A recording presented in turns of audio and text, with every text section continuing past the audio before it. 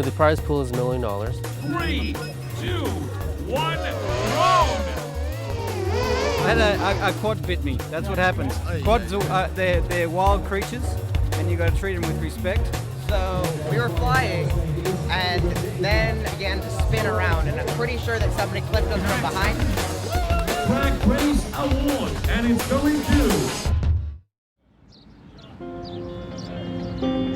The World Drone Prix in Dubai is by far the biggest race meet yet.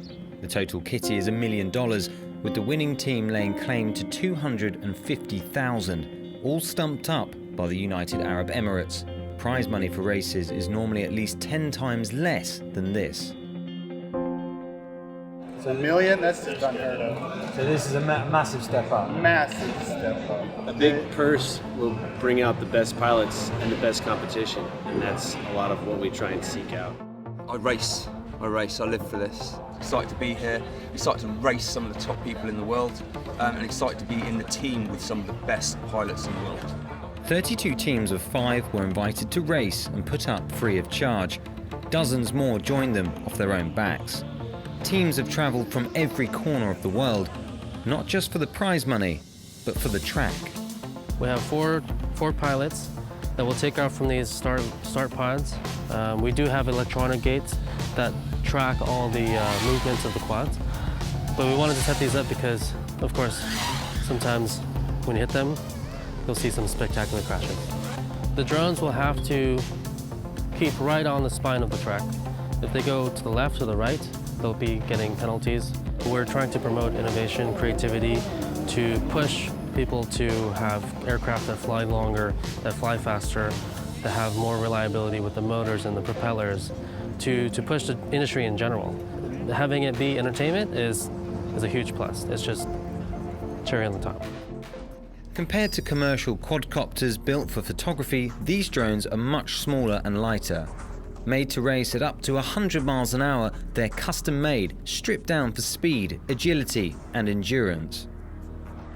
It's a growing community of tech-loving thrill seekers, young and old, some with jobs, some with kids, some are still in school. I've been in the hobby, in the flying mini quads for like a year and a few months, like fly build, set up, everything. But for most of them, it's more than just a hobby. Nice lines, Tommy, nice lines. This has got real potential to get big, and I like to see this very similar to the Bill Gates people in the 1970s in Silicon Valley and all that sort of, all those guys. These just a bunch of nerds that are playing around. And no one really understands what they're doing, but these people that are doing this understand what the future is. For others here, it's an opportunity to grow their business amongst their peers. Paul Kellett, or PK as he's known in quadcopter circles, runs DroneX Labs. As well as running the team, his main business is selling drones. A year and a half ago there was a dozen decent frames. Now there's 40 decent frames. The word is that we're looking at a $4 billion industry by 2020. After a full day of qualifying, it's time for the semi-finals.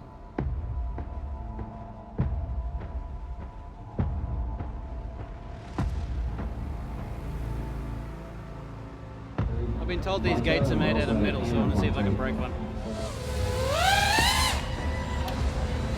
It's completely gone. There's a problem with the station. Yeah. He flew blind. Going down here, the screen just went to snow, basically. It's just jumbled mess. Ran into something. I mean, it's just flat. You're just looking at squiggly lines. I mean, that's it. As if the course wasn't tough enough, many also have to battle the new course's technical problems. For some pilots, the race is over. One pilot going through is 15-year-old Luke Bannister. He flies for the Tornado X racing team. Because we wanted to support such a big team, we decided to go and get a sponsor.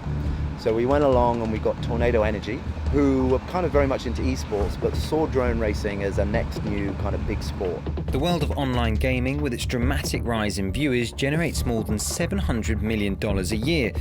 With similar first-person viewpoints as a spectator, it's not a bad model. The dominant force in Dubai, the black and yellow of Tornado, is everywhere.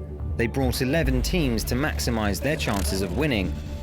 A lot of the sponsors are looking at this marketplace no one's really ready to quite jump in completely. They wanted to test the water. So the World Drone Prix was like a perfect test for this. The final match right now of this championship. 3, 2, 1, drone! Here we go. It's the final. With Tornado miles out in front, unexpectedly, everything seems lost.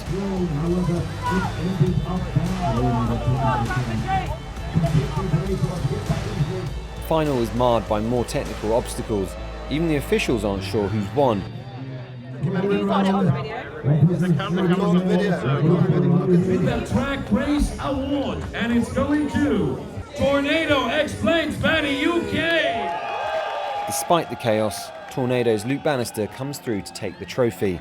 He and his team will take a victory bonus, proving drone racing isn't just for hobbyists anymore, it's entered the big leagues.